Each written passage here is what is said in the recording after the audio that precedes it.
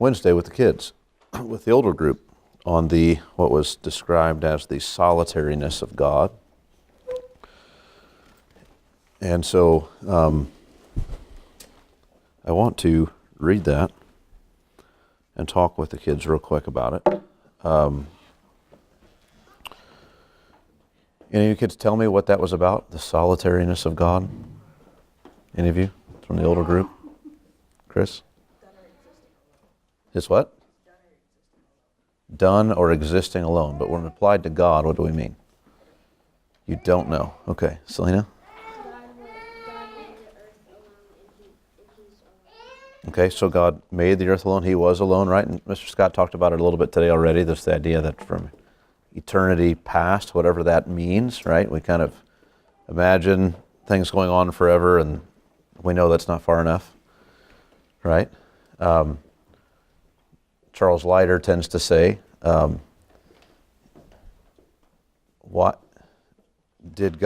long did God wait before he created the earth? And you say forever, and you say, well, if he waited forever, then how did he create it all? Right? And it's kind of like there's this whole we don't even have categories to describe the infiniteness of God and the way he is, what he is. He exhausts our categories. But one of the things that I think is really helpful to understand about this is that even though we kind of maybe have thoughts about God that are less than who God really is, that doesn't take away from who God really is. He still is who he is. Whether people say we believe in him, whether people believe in him or not, or they count him as of no account or whatever, it doesn't change God. And so the quote from C.S. Lewis is, it uses a couple concepts I want to give to you first. Maybe you don't understand. He uses the word a lunatic. And a lunatic would simply be someone who's crazy, like they have lost their mind. They don't think correctly at all. Usually what we do with lunatics, if they're really a problem, is we lock them up somewhere, put them in a place where they don't have access to the general public because we're afraid they might hurt someone or hurt themselves. You might put them into a padded room or something where they just can't even hurt themselves. They're just there, and we just try to give them treatment and to help them in whatever way we can. That's a lunatic. And you might lock someone up into a cell in that sense. And so here is the quote. A man can no more diminish God's glory by refusing to worship him, right? So here's someone who says, I'm not going to worship God. I don't think he's anything great. They're not going to worship him. Well, they know, it says, a man can no more diminish God's glory by refusing to worship him than a lunatic can put out the sun by scribbling the word darkness on the walls of his cell. Right? So here's a crazy man, and he writes, the sun's outside, he doesn't like it, so he writes darkness on his cell. Is the sun still shining? Yes, despite whatever he thinks. So here's a man who may say, well, I'm not going to worship God, I don't believe in God. Well, that doesn't change anything about God, right? And what we mean by that, the way that relates to what you guys were talking about in terms of the solitariness of God, is that he's not dependent on anyone. He's not codependent. Like you, like for instance, like for me, I am married to my wife, and we very much need one another to make this whole thing work. I need her help. She needs my help. That's the way it is. It doesn't work apart from each other. Well, God doesn't need anyone. He's just enough in and of himself. And it doesn't matter whether we worship him or not in terms of who he is. Does that make sense? Okay? So that's the quote. I'll read it one more time. A man can no more diminish God's glory by refusing to worship him than a lunatic can put out the sun by scribbling the word darkness on the walls of his cell. Anyway, that's the quote. So that, in a very roundabout way, brings us to Genesis chapter 13.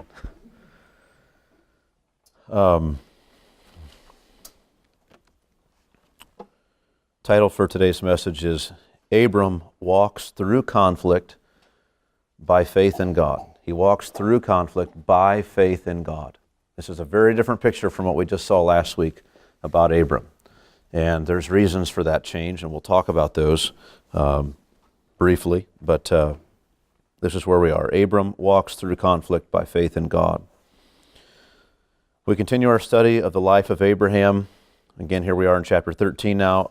A somewhat familiar story of Lot's choosing the better part of the land for himself. Usually that is how the passage is understood. We see Lot's selfish choice and Abram's kindness and letting Lot choose first. Many times, regrettably, this is a text that parents and people turn to and to try to teach kids it's better to let others choose first. And that's not entirely off point, but it's not enough. And so we'll talk more on that because these lessons run much deeper than that, and I hope to show that today. So my aim is that we would leave the account of this event in Abram's life, having seen the need for change and growth in Abram, and the way that God, or the way that it happened, and how God responded to it. I also hope that we'll see that these are the same sorts of changes that God is concerned to make in the lives of all of his people, the change that he made in Abram from Genesis 12 to Genesis 13. So the first thing I want to do is just have a brief review of what we've seen in Abram's life so far. Again, especially last week's message on his scheming for himself. That'll be the first part of the message. Second, we'll work through the passage, just looking at its details and making sure that's all clear to us. And then third, seeing God's way of teaching and changing Abram.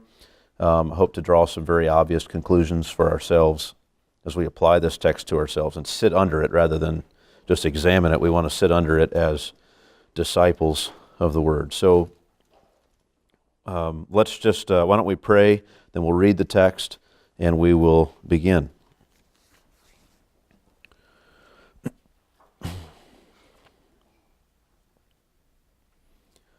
Heavenly Father, we ask you to take these words and cause them to do in our lives what they are meant to do in our lives. We don't want to have missed anything that's here for us. We want to be affected by all of it. We don't just want these words to kind of fill the room, but to fill our hearts, Lord, and change us. Give us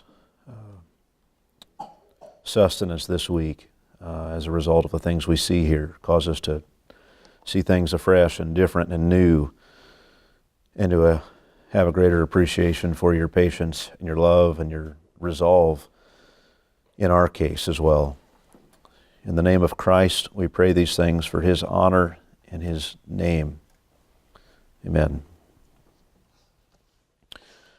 Well, Genesis 13, beginning in verse 1. So Abram went up from Egypt, he and his wife and all that he had, and Lot with him, into the Negev.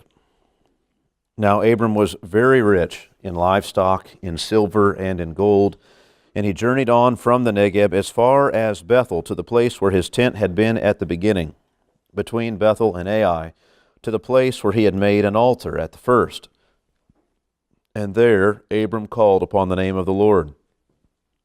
And Lot, who went with Abram, also had flocks and herds and tents, so that the land could not support both of them dwelling together. For their possessions were so great that they could not dwell together, and there was strife between the herdsmen of Abram's livestock and the herdsmen of Lot's livestock. At that time the Canaanites and the Perizzites were dwelling in the land. Then Abram said to Lot, Let there be no strife between you and me, and between your herdsmen and my herdsmen, for we are kinsmen. Is not the whole land before you? Separate yourself from me. If you take the left hand, then I will go to the right, or if you take the right hand, then I will go to the left. And Lot lifted up his eyes and saw that the Jordan Valley was well watered everywhere, like the garden of the Lord, like the land of Egypt in the direction of Zoar. This was before the Lord destroyed Sodom and Gomorrah. So Lot chose for himself all the Jordan Valley, and Lot journeyed east. Thus they separated from each other. Abram settled in the land of Canaan, while Lot settled among the cities of the valley and moved his tent as far as Sodom. Now the men of Sodom were wicked, great sinners against the Lord. The Lord said to Abram, after Lot had separated from him, Lift up your eyes and look from the place where you are, northward and southward and eastward and westward. For all the land that you see I will give to you and to your offspring forever. I will make your offspring as the dust of the earth, so that if one can count the dust of the earth, your offspring also can be counted. Arise, walk through the land, through the length and breadth of the land, for I will give it to you. So Abram moved his tent and came and settled by the oaks of Mamre, which are at Hebron, and there he built an altar to the Lord. All right. So just to review a little bit of where we've been. I know we just read 13, but we're going to talk a little bit about 11 and 12 first. Just to remember that at the beginning, Abram had been a pagan, living in spiritual darkness and ignorance before God spoke to him and called him out of Ur of the Chaldeans into a land that God would show him. He didn't know what land that was going to be. But that's how this began. Then we recall the commands, you might remember, that God gave him in connection with those promises. First, Abram was to forsake all the religious practices he had previously, to abandon and his source, whatever he was dependent on before, whatever sources of security he had before, whatever he had found in his family and in his country and in his kindred, he was to leave all that and go out on his own, venturing on the provisions of this God who had showed up and spoken to him, to go to the land that God would show him. And then doing that, that was the first command, then doing that, God was going to respond with certain blessings. He would make him a great nation. He would bless him personally, and he would make his name great.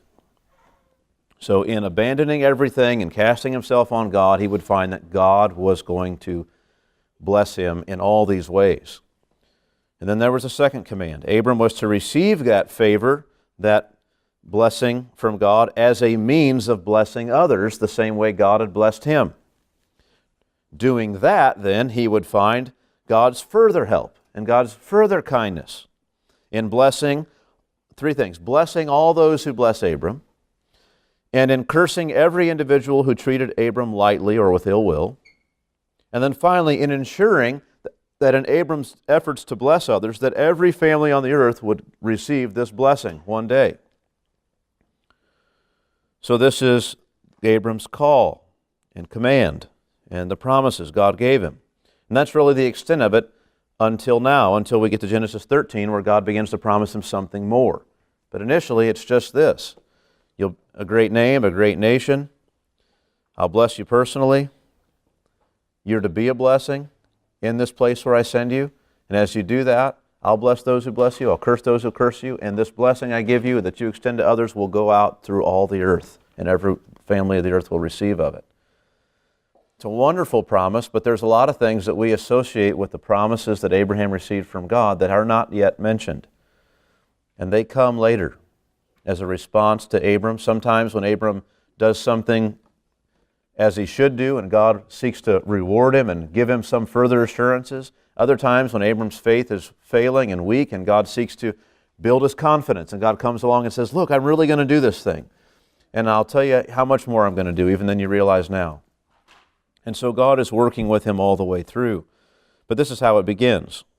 So then we saw that Abram obeyed God's voice. He cast himself entirely upon God, upon God's promises. He left everything. He left all his old gods that he maybe used to know before, the family gods, the national gods, the God of the clan, those kinds of things. They're all gone. And that leaves this void in his life by all these multitudes of false gods that he'd served before. And that void, of course, was filled by this singular devotion to this God who had appeared to him. He goes to a land where he knows not the gods of this land, the false gods of this land, and he only knows the God who called him. And he goes there venturing forth on the character and the trustworthiness of this God. So he's all in with Yahweh, the God who had spoken to him and offered him so much. He gets to the land. Abram begins to look to God and to establish altars to God in the places he goes. I think those altars probably serve several purposes. I think I said all these things before, but I didn't distinguish them as different things. Let me just say it this way. 4 things. First, why build the altar? As an expression of gratitude and thanksgiving to God. Secondly, as a place of calling upon God in the future, right? To have some place to kind of go and meet with God. We know that's not necessary, but Abram comes from a different background than we have, and it's very understandable that he would build an altar and go seek to pray to God there. We find him doing that in Genesis chapter 13. He travels from Egypt all the way up to Bethel to get to that altar he made so he can go pray to God. So that's the way he's thinking, at least at this point. Third, as a reminder of these special encounters with God. He built this first altar when God, for the first time ever, had appeared to him. He spoke to him in Ur of the Chaldeans, but here he appears to him. And Abram goes and says, this is the place that Abram says, okay, I'm going to build an altar. And then later he goes and builds another altar as a place to go call out to God. So a reminder of special encounters with God. And then the fourth reason, I think, is really likely, I think we have to include it in there in some sense, is as a proclamation or a publication in this land of Canaan of the God who had appeared to him. That something here testifies to the existence of this God in the land that he called Abram to go to. Because remember, he'd gone up to this sacred shrine or whatever at Shechem, and it was not suitable for serving the living God. And he built something else there. And so I think it's, in some sense, it's a proclamation in the face of all the idolatry. In the face of the worship of these other gods, he says, we're going to make something here to this living God. And so he built an altar in that sense to proclaim, in a sense, this God to the people of the land. Having arrived then, Abram is not finding a place that he really wants to settle. He gets there and it's okay, and God appears to him and says, this is the place, but he kind of goes on, finds another spot, and that seems okay. He builds an altar there, praise to God. He gets on down further south into the Negev, still not really finding somewhere he wants to settle, and we find later, due to a famine that was in the land at the time, probably a reason he wasn't wanting to settle, he goes on down, leaves the land God told him to go to entirely, and goes to Egypt instead of staying in the land God had told him to dwell in. The idea is that his prospects at life and safety, in Abram's mind, are better in Egypt, where there is no famine, than with God in the land that God has showed him, where there is a famine. Better take his chances down in Egypt. It's not that he's necessarily turning his back on God. He's just saying kind of well, not now. Well, maybe later, but for now I'm going to Egypt where there's bread. So Abram's plan for bread in Egypt is common enough. But then along the way, he grows afraid, right, of the sort of people that he may find in Egypt, that he's likely to find in Egypt. And he schemes a way to protect himself and benefit from the probable danger. Right? His wife is beautiful, very beautiful, evidently. And he's afraid that they're going to likely kill him to have her. They're going to set their eyes on her and determine to have her. And he needs to figure out a way not to die in that process. So Abram asks his wife to join him in lying to the Egyptians about his beautiful wife, so that instead of killing him in order to have her, they would negotiate with him instead, and he would be spared alive. And more than that, he would be treated very well for her sake. And this plan succeeds marvelously in Abram's mind, surely. The plan works, and Sarah's beauty entices even the Pharaoh of Egypt to give much for the right to have Sarah as a wife. The problem is God does not approve of this action by Sarah and by Abram. And God thwarts the whole thing by exposing Abram and his wife for their lying, by bringing a curse upon the house of Pharaoh, and by threatening Pharaoh with even more if he were to harm Abram. That threat we got not from this text so much, though it's almost inexplainable why Pharaoh didn't touch him, but we turned later to a passage in the Psalms where it was expressly said for us that is what happened. God had warned him not to harm them. So Sarai then is returned to Abram. The gifts for Sarai are left with Abram, and the couple is forcefully ejected and expelled, banished in a sense, you might think of it that way, from Egypt for their misdeeds. This leaves them then out on the borders of Egypt, wealthy but humiliated, a complete failure to God's two commands to stay in the land God showed him and to bring blessings to others. He failed on both accounts, disobeyed God. But it also, we see, leaves him repentant and sorrowful over his sin, looking to seek God and in some way to try to start afresh from the place where he had had trust and confidence in God at an earlier time. He wants to go back and start again. And so he does. That's where we've left off, and now we find ourselves in chapter 13. We see a very different and changed Abram as a result of his repentance. We see him acting out his trust in God and not his fear of man and his earthly scheming. We see a totally different kind of person. And so that's where Genesis 13 takes us. So let's just begin then and look through the text. Genesis chapter 13, verse 1. So Abram went up from Egypt, he and his wife and all that he had, and Lot with him, into the Negev. We can see there, let's go on a few more verses. Now Abram was very rich in livestock and silver and in gold, and he journeyed on from the Negev as far as Bethel to the place where his tent had been at the beginning, between Bethel and Ai, to the place where he had made an altar at the first. And there Abram called upon the name of the Lord. Now, first of all, in the ESV at least, it's not super clear, but when it says he went up from Egypt, the way that's actually worded, it's kind of he went up kind of in stages. Some of the translations will say he went up in stages, or he went up a bit at a time, this kind of thing. And the idea is he's got all these flocks and herds with him. I mean, it's a big multitude.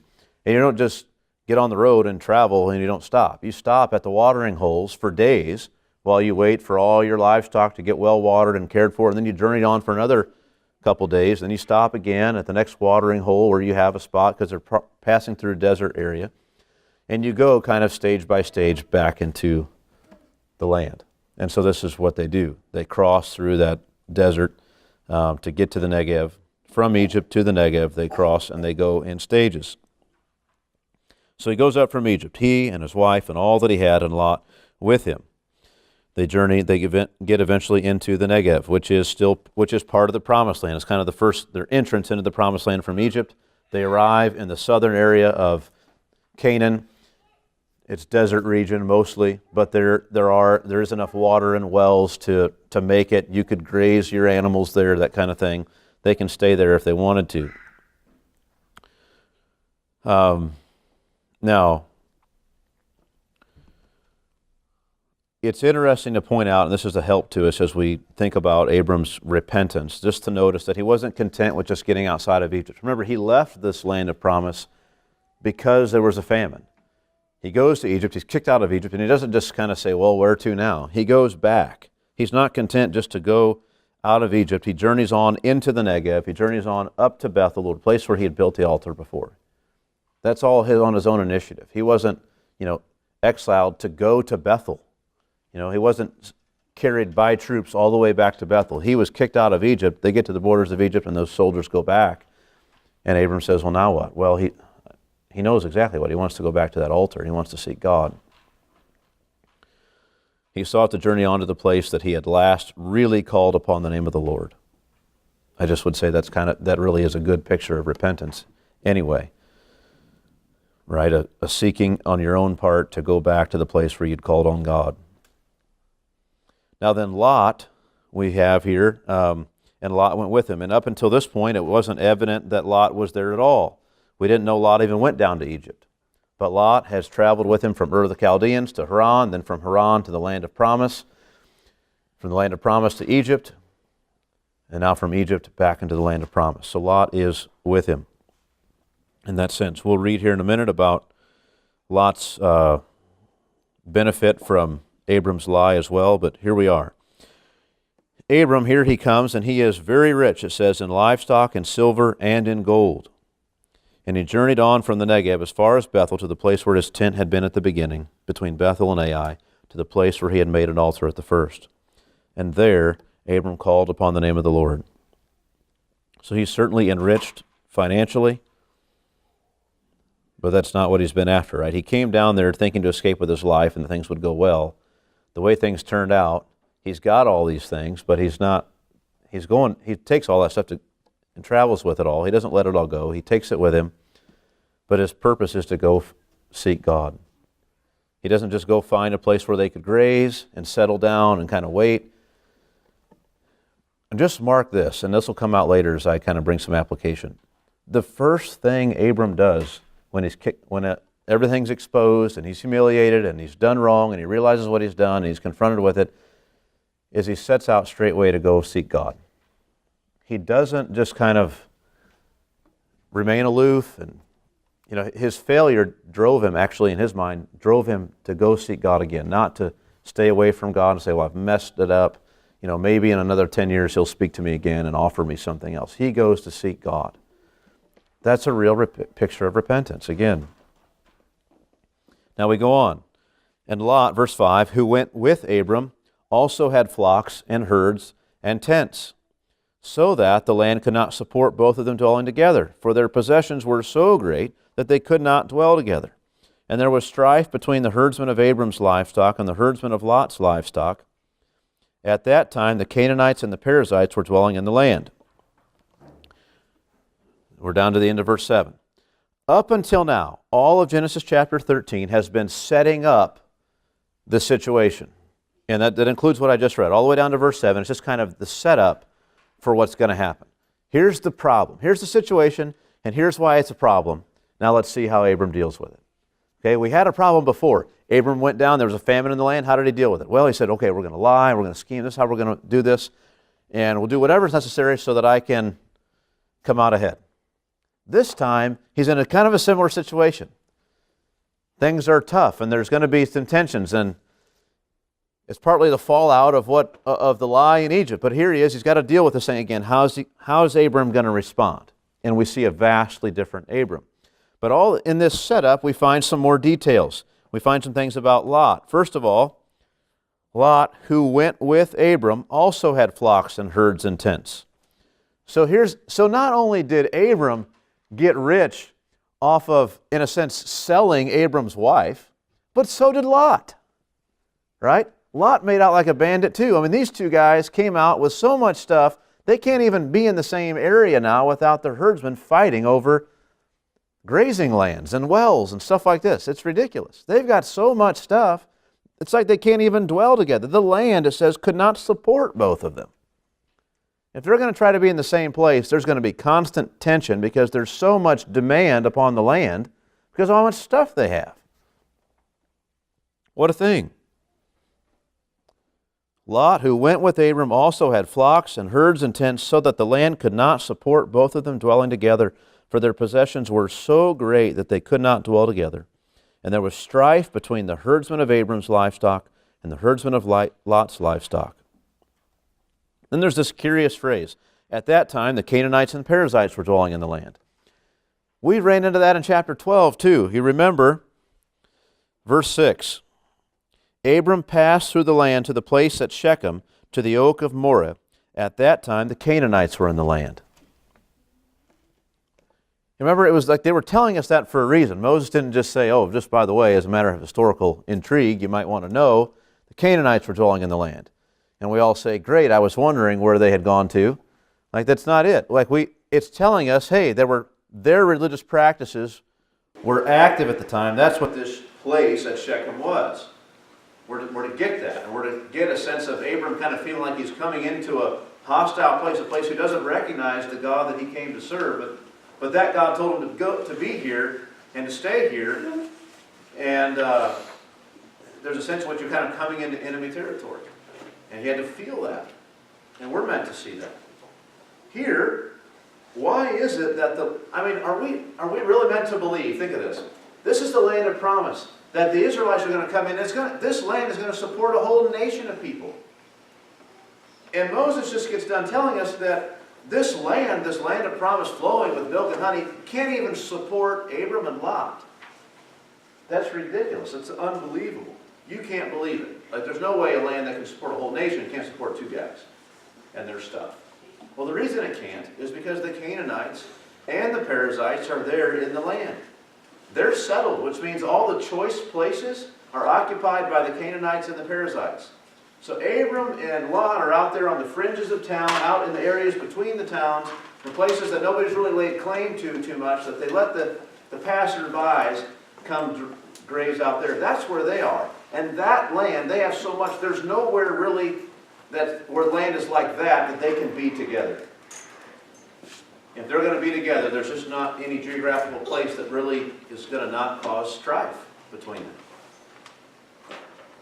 And it's not so much, again, that the land in and of itself could, but this is also, remember, there's still a famine on.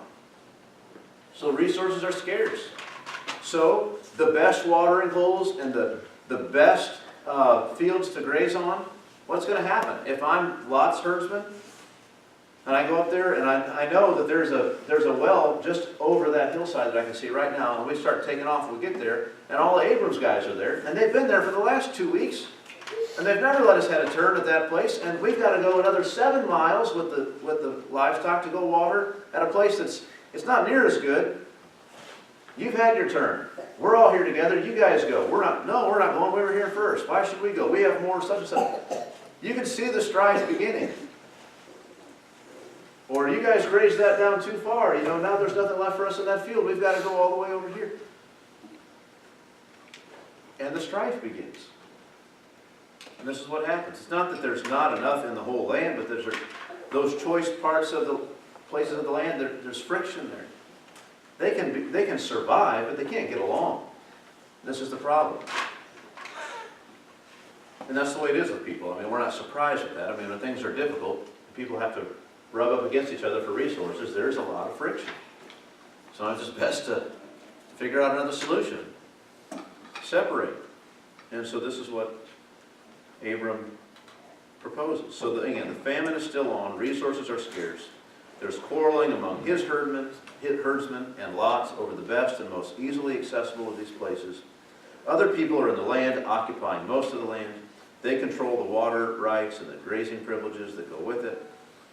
So what are you going to do? And then next verse, verse 8. So here's the resolution. How does Abram do? And we might expect Abram would say, hey, you're my nephew. I'm in charge. You've come here with me. Get out of here. Right? You go out to the Negev. I'm going to stay here. He could have had a right to do that, but he doesn't. And then Abram said to Lot, let there be no strife between you and me, between your herdsman and my herdsman, for we are kinsmen. Why does he want the strife? Because we're brothers. Literally, it's because we're brothers men.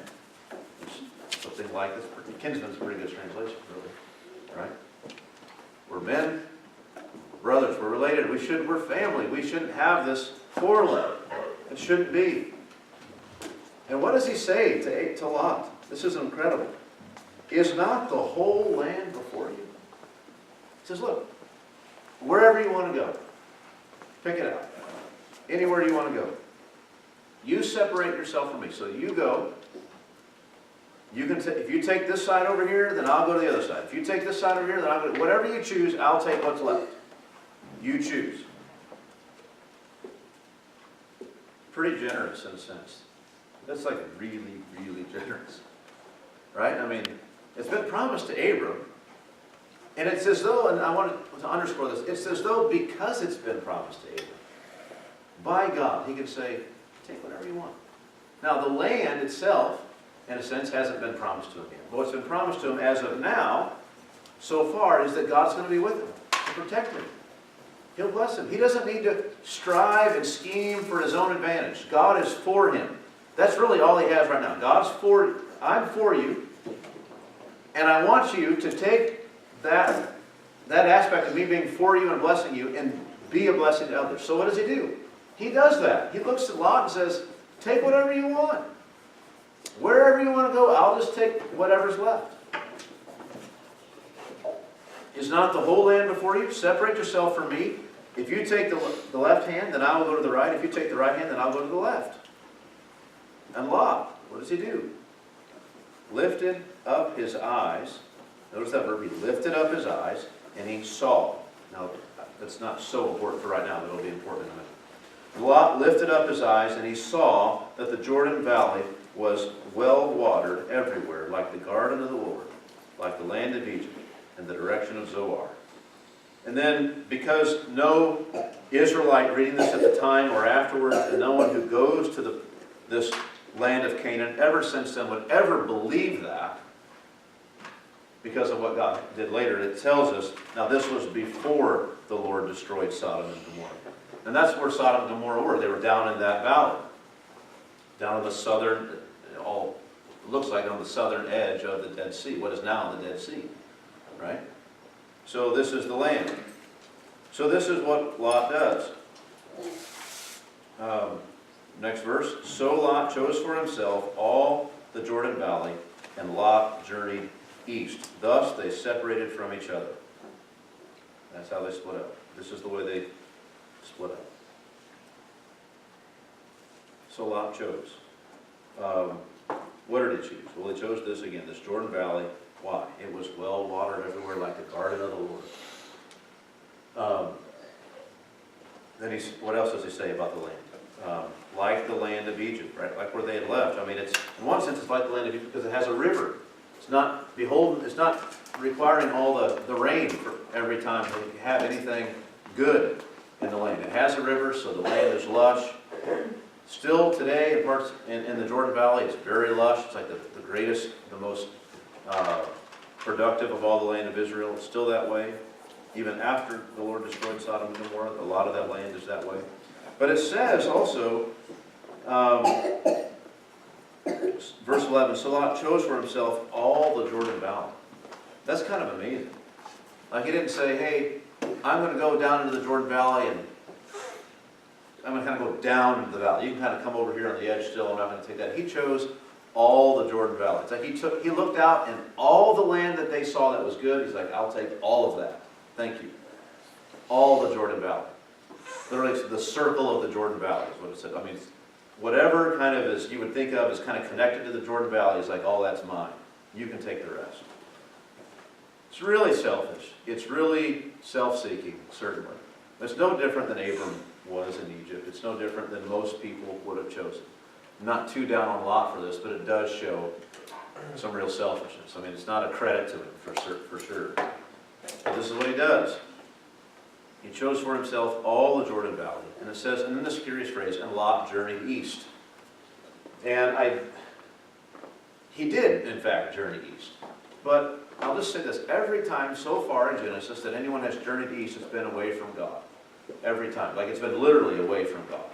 And here, in a sense, it's kind of away from the promised, certainly away from Abram, the one who has the promises of God. And it's also away, in a sense, from the land that God told Abram to be in. And there's some debate about this. The Jordan Valley, you remember when Israel crosses into the Promised Land? What river do they cross to get into the Promised Land? Anybody tell me what river they cross? Remember? The Jordan River. Right? So they're on one side of the Jordan River, and they're not in yet. They cross the river, now they're in. Lot takes the whole Jordan Valley, which is so part maybe in the Promised Land, part out of the Promised Land. But also, then there are other places in Scripture where it talks about the 10 cities of the Jordan Valley, Jordan River Valley, and it's as though they're all in the Promised Land. So it's kind of right on the edge of things. But I will say this, when it says, I mean, it adds that bit in, and Lot journeyed east. It doesn't say, and Lot settled in that Jordan Valley. Like, it goes on to say that, but it doesn't say that there. It just says Lot journeyed east, specifically. And again, every time anyone's journeyed east so far, the only person we've seen traveling west has been Abram. Every other time it's mentioned to people traveling a direction, it was both, they're traveling away from God and traveling east. It doesn't mean it's wrong to travel east, right? I just mean to say it may be for us kind of a textual clue that we're supposed to pick up that, hey, he keeps using this phrase at times where it's not going, people aren't making good decisions. They're turning away from the Lord.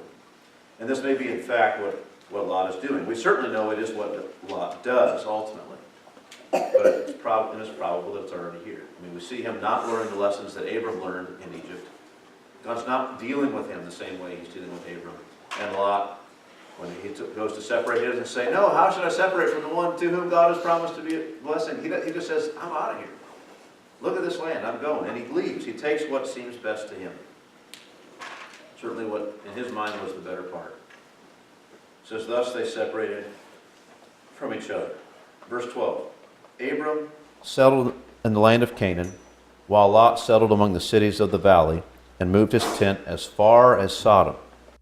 Now the men of Sodom were wicked, great sinners against the Lord. And we'll stop there.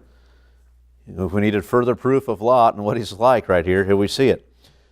I want you to notice also this contrast that comes here.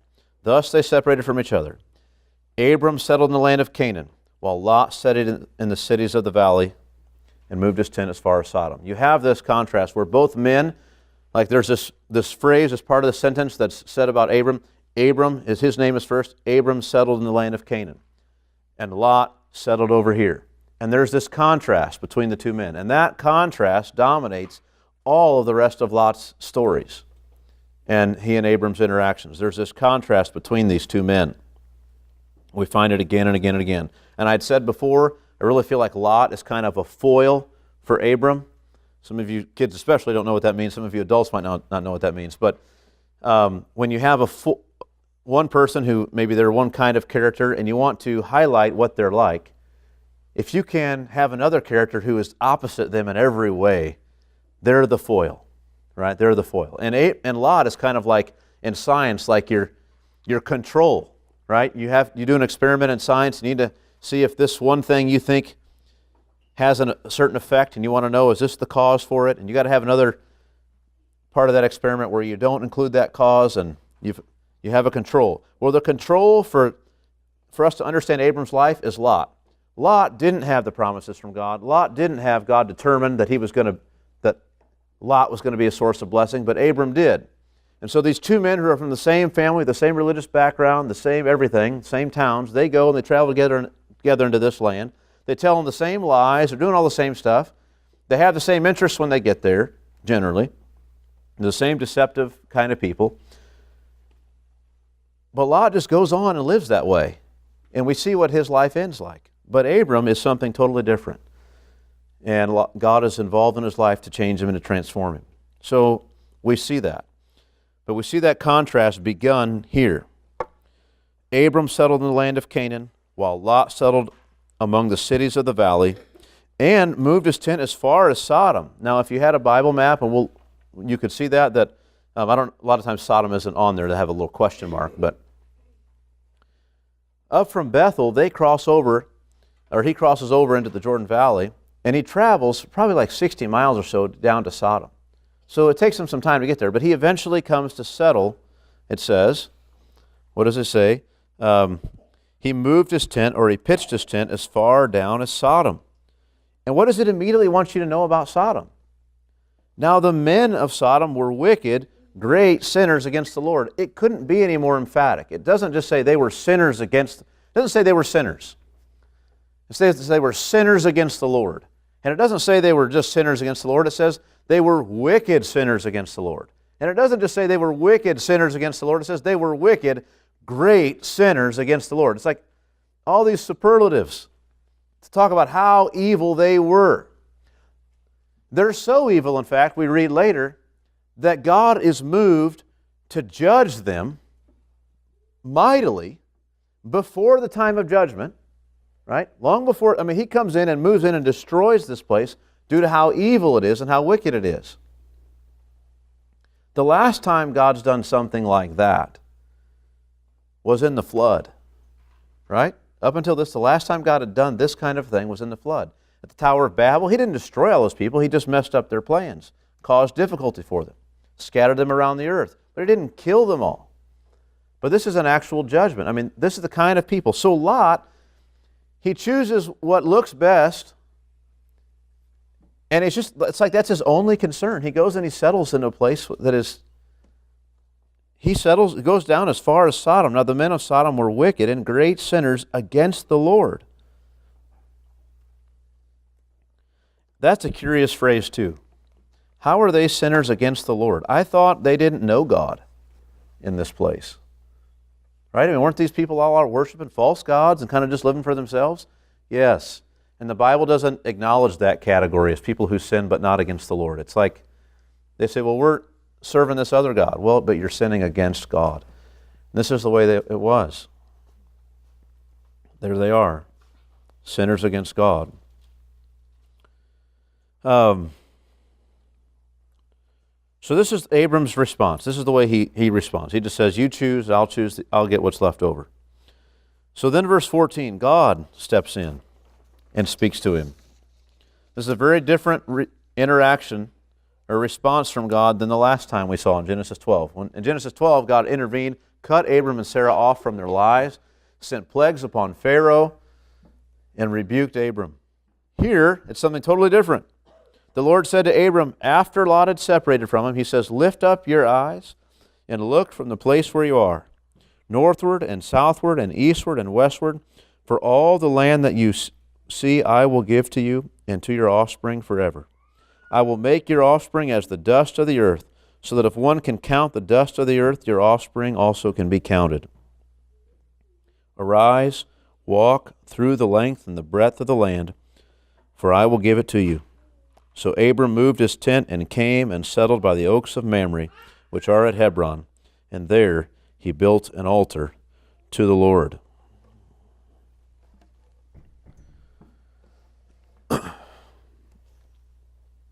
Further promises from God. Increased promises. Greater clarity. Look at this.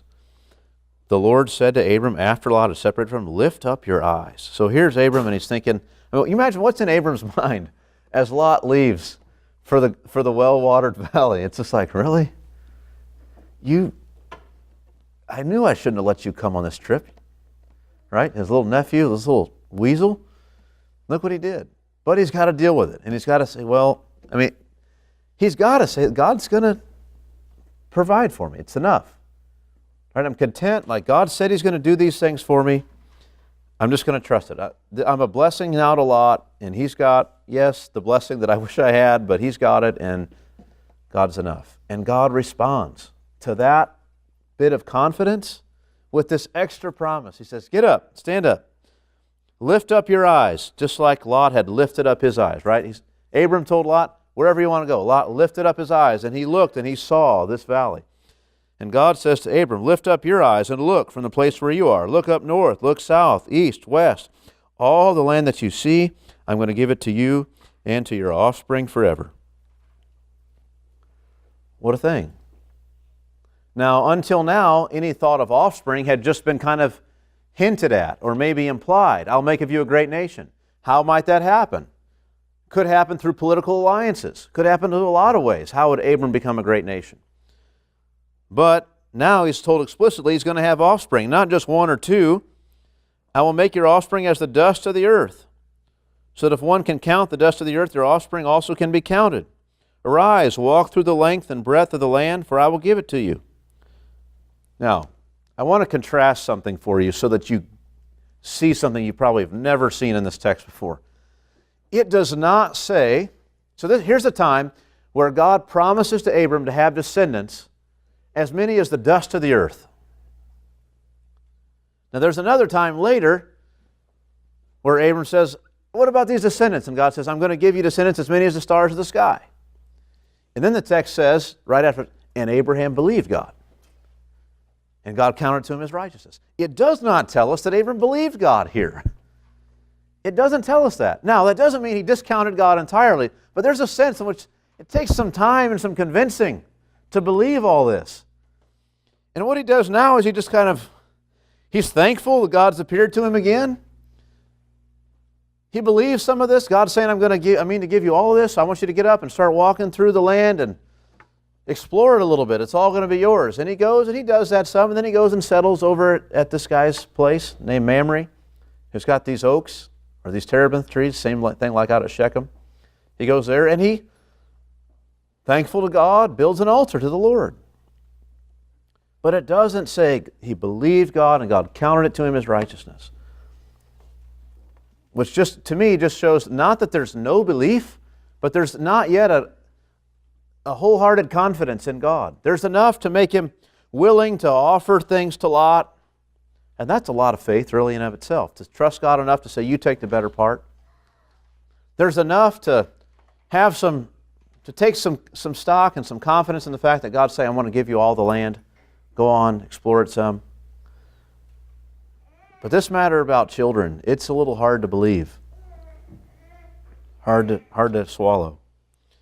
You can imagine Abram going from place to place, kicking the dust in the sand and thinking, as many as the dust of the earth, huh? I don't know. I mean, it's incredible, this promise that he has. I don't mean to say he's totally unbelieving. Again, I just mean to say, at this point, the text isn't saying he believed God and God counted it to him as righteousness. That comes later. which probably means there's something a bit lacking in his faith. It's not yet what it ought to be.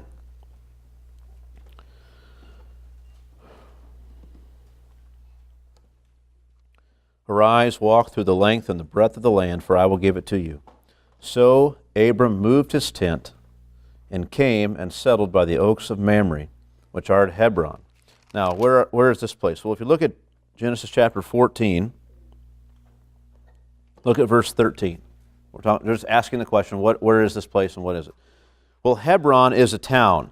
I can tell you this. Hebron at this time, and the text doesn't ever tell us this, but at this time, archaeologists all tell us, again, if we're dating Abram between 2100 BC and 2000 BC, at this time, Hebron was a major city. Okay, they say it covered as many as 12 acres. So picture a football field, that's an acre. 12 football fields was this walled city back in 2100 BC. And it's also, they've got, some of you kids might have learned now what this form of writing is called cuneiform, right? This old ancient way of writing. They've got cuneiform tablets from this time that actually describe the city as being a capital city of somebody's kingdom. They don't know who. So there's somebody, it's an important place. Maybe Mamre, for all we know. But this is what it is. It's a big, important place. And it's right on some of the crossroads there in the area. Verse 13 of chapter 14. Then one who had escaped came and told Abram the Hebrew, who was living by the oaks of Mamre the Ammonite, brother of Eshcol and of Aner. Okay, so this guy, Mamre, is a man. It's his name. So the oaks of Mamre are the oaks that Mamre owns. He's got some land that belongs to him, and out there are these terebinth trees, right? We call them oaks because we don't really know exactly what to call them. We're not sure what the kind of tree was. So there they are. It's the same kind of tree that up on a hillside where these trees was where the place was at Shechem. He goes to another one of these places. And he builds an altar again. You see kind of a renewed sense of confidence and hope in the Lord. He builds an altar again at one of these places, and he settles here. Of course, later we know, because of Genesis 14, he and Mamre become, in a sense, pals. They sign a pact, in a sense, one goes to war, the other will as well. They'll take up each other's interests and protect one another. Very important in the open country, right? Before you have a strong government and things like that like we have here. You're living outside. The oaks of Mamre, it appears that Mamre lived outside of Hebron, but near it. So he's not in the walled city. And there he is. But so Abram comes, he builds an altar to the Lord again at this place. So we see at the beginning of Genesis 13 and at the end, at the beginning of 13 we see Abram go to an altar where he had been before and he worships God. At the end, what does he do? He builds an altar somewhere else and he worships God. Kind of sets some bookends for us of this story. The problem that came up that he had to deal with was what? It was this strife. The strife between him and Lot. How's he going to handle it? Is he just going to send Lot away? Banish Lot from him? Or what's he going to do? Well, he seeks to bless Lot. He seeks to give Lot the very best. He's very open-handed with him. And that's important for us to see. And then God responds by giving him this greater promise. He gets more specific. Look, you're going to have offspring as many as the dust of the earth, and I'm going to give you all the land that you can see. It's going to be for you, and it's going to be for your offspring forever. It's yours. And that encourages Abram. And he goes out, and he follows what the Lord says. Doesn't tell us everywhere he went, but he ends up at Hebron, out by these oaks of Mamre, and he settles there and builds an altar to the Lord. Now, we've already talked some about these key contrasts between Lot and Abram, and I don't mean to revisit them now. But let's just move into the last bit. Remembering that contrast, that foil that Lot is for Abram, and the way that we see God working in Abram's life. Just some conclusions and some applications for us. First of all, note again Abram's response to his own failure in Egypt. It's full of a real appeal and a dependence on God. He really seeks to go find God again, to go to the place where he'd last met with God and worship the Lord. And call. It says, actually it doesn't say worship, it says, and he called upon the name of the Lord. And I just would say the same thing by way of application. Is there something here I can take from the way Abram repented and changed and learned from his failures that I should take with me? Yes, I got to be the same way. Not allow my failures to drive me away from God, but to trust that God knows us inside and out when He sets His love upon us. Like He knows who you are. He knows all your failures, all your weaknesses, all the times in the future where you're going to blow it. He knows that, but He set His love on you. And His desire is to bring us through those failures and those sinful aspects of our character to change us into a real and an increased goodness. He wants to give us love and trust toward Him.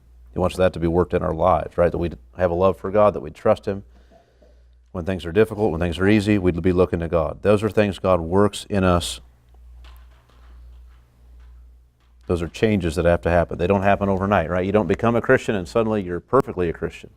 These are changes God has to work in you. And that process is painful. It's humiliating at times. It's shameful. Sometimes it's grand and glorious. It's everything in between. But it's God's determination to move you on from one degree of glory to another. This is the way it is. We see it with Abram. What else? To talk briefly about this risk of the love of money. I feel like this is a real temptation for Abram. He comes into the land and he's got so much stuff. It says, verse 2, Abram was very rich in livestock, in silver, and in gold. He's got it all, in a sense. He's got it all. And in order to highlight for you, I think, the growth we see in Abram in this, I want to just draw out a couple things. First of all, you remember the Lord Jesus Christ says, what shall it profit a man if he gain the whole world and forfeit his soul? Just mark that down. This happens all the time. Men in pursuit of earthly riches forfeit their soul. That happens. We're warned about it. Abram's got a lot of stuff now. And as I said, he's not content just to have that stuff outside of Egypt. He goes back to go to the altar where God it was. He seeks God again. But there's this temptation. And so let me just read a couple texts just to flesh it out a little bit. In Proverbs chapter 30, verses 8 through 9, very famous text you may remember. Here's the prayer. Verse 7, 2 things I ask of you, deny them not from me before I die. 1, verse 8, remove far from me falsehood and lying. And here it is, give me neither poverty nor riches. Feed me with the food that is needful for me. I don't want to be rich, I don't want to be poor. Why? The person saying this knows their own heart. They're wise. What do they say? Lest I be full, if I have riches, lest I be full and deny you and say, who is the Lord? Or lest I be poor and steal and profane the name of my God. So there's 2 temptations. We tend to think that the trial lies in poverty, right? If you're poor, you've got all these things that if you just had some money, all these things would kind of go away. But here this person's saying, look, the proverb says, look, remove these things from me. Right? Give me neither poverty nor riches. Feed me with food that's needful for me. Just give me what I need. I don't want to be so poor that I'm tempted to steal. Why? Not because that's God's fault, but because I am afraid that I might steal and profane the name of my God. Or don't give me so much because I'm afraid, I don't trust my own heart. If I've got all these riches and life is so easy, I might just be full and deny you and say, I don't need God. Who's the Lord? So they know their own heart and they're saying there's these huge dangers on both sides. Or one other text in Philippians.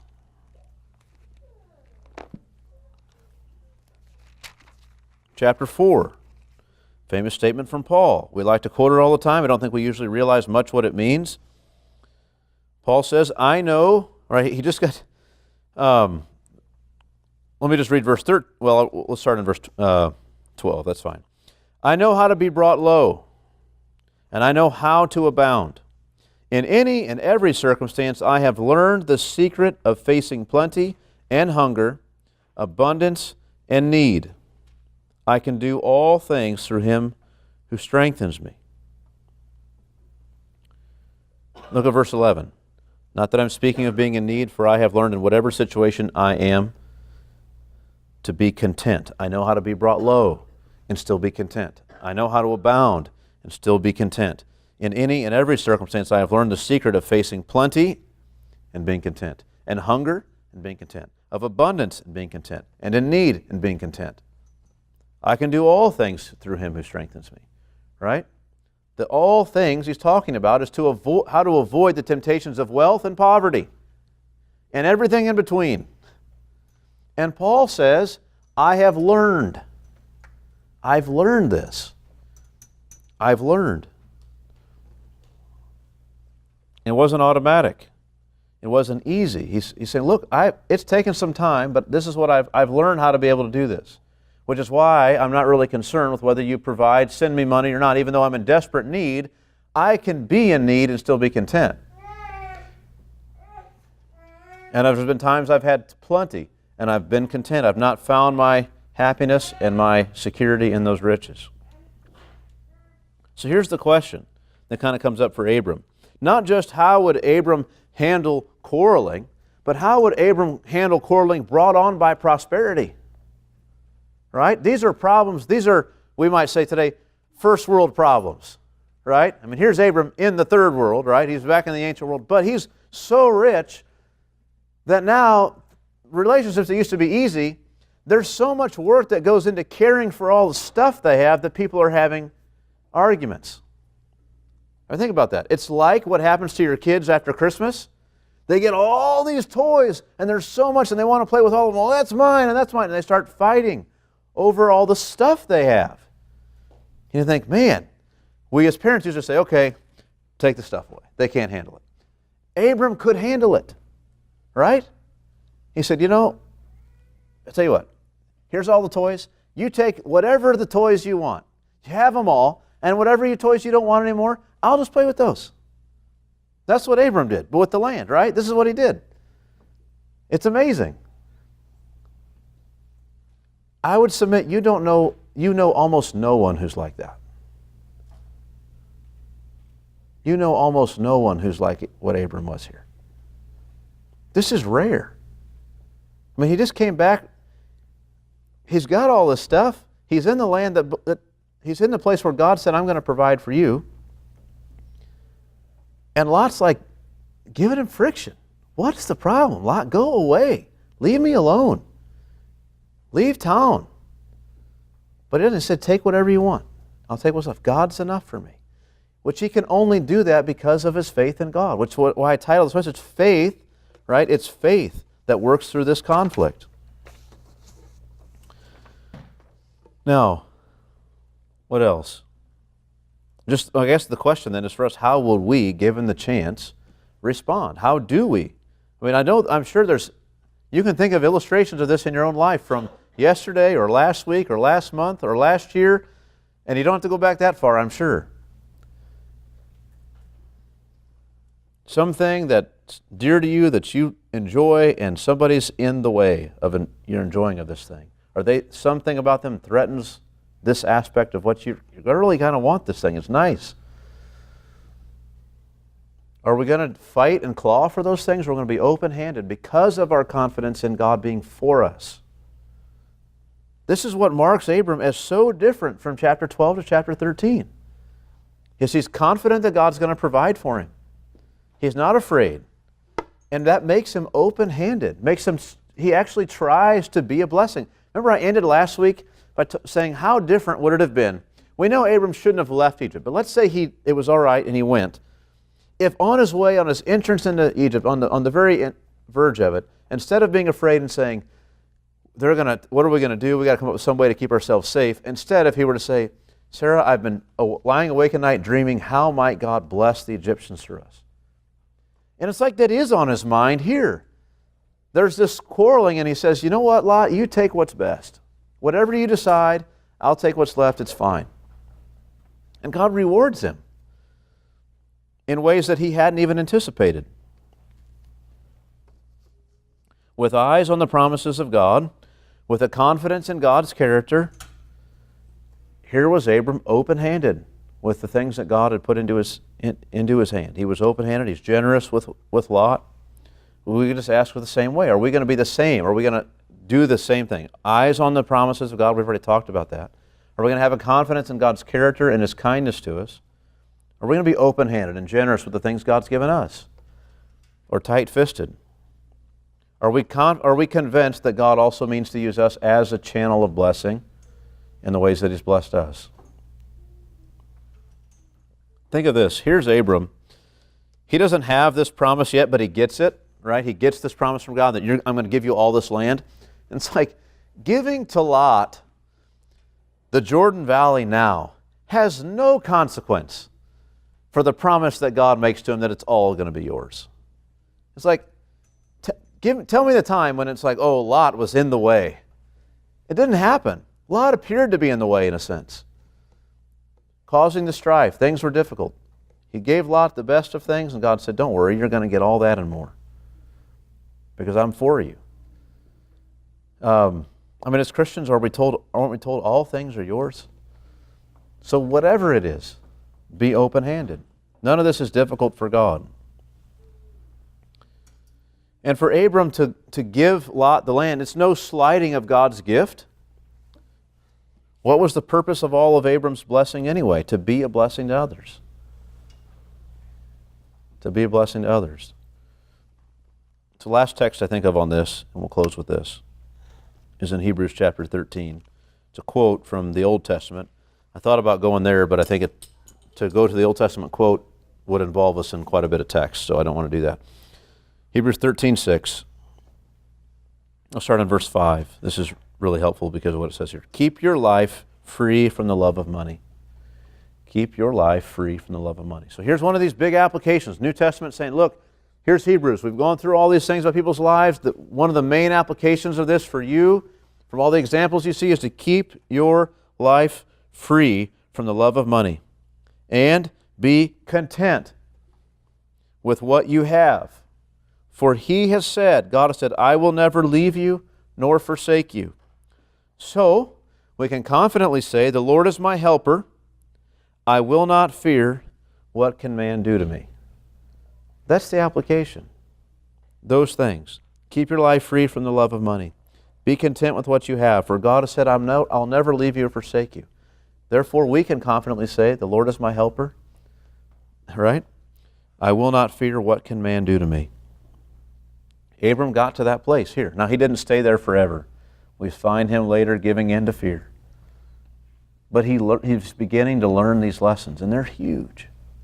And they're the same kind of things God wants to teach us. When God set out to take a man out of total paganism and total darkness and make him into a man who would be the father of the faithful and a man who would raise up his children after the instruction of the Lord, He chose this man Abram and He began to teach him these kinds of lessons in his life. These are the ones we have recorded for us because they're the big ones. And they show us that progression in Abram's life. Well, are there any questions or comments about any of the details of the text or anything that I've said? Anything at all?